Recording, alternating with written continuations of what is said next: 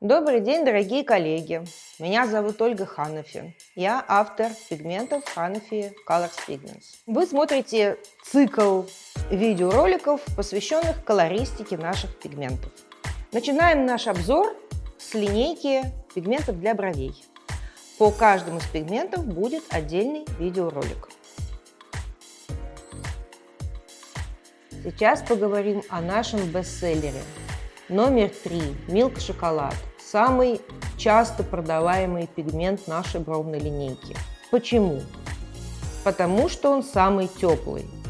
Кроме того, что вообще очень многие типажи женщин, наших клиенток, нуждаются в теплых бровях, плюс ко всему этот пигмент прекрасен в миксах с другими оттенками, создает некоторую золотистость, придает чуть-чуть необходимую теплоту в том случае, когда в чистом виде трешка сама по себе не нужна.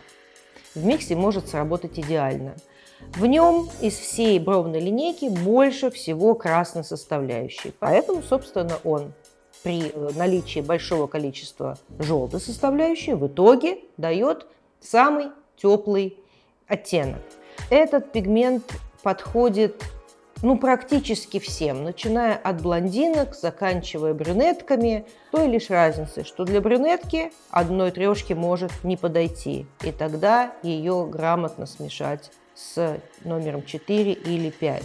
Для блондинки трешка может оказаться темноватой, и тогда грамотно смешать ее с единичкой. В чистом виде трешка, конечно же, должна использоваться тогда, когда перед вами типаж с теплыми глазами, вкрапления меланиновые, которые придают глазам золотистость. Это 100% сразу вы должны тут же взять с полки номер 3. Цвет прекрасно заживает и остается теплым. Держится очень долго в своем теплом оттенке, не мигрирует в холод. Неизменность оттенков кожи в течение долгого времени обуславливается не только составом самого пигмента, но и, конечно, выполнением вами основного правила работы со всеми пигментами бровной линейки, а также со всеми пигментами вообще Hanafi, поскольку это органика, и правило тут едино, незыблемое, о котором я не перестаю напоминать, говорить везде и постоянно. Вам нужно работать максимально поверхностно.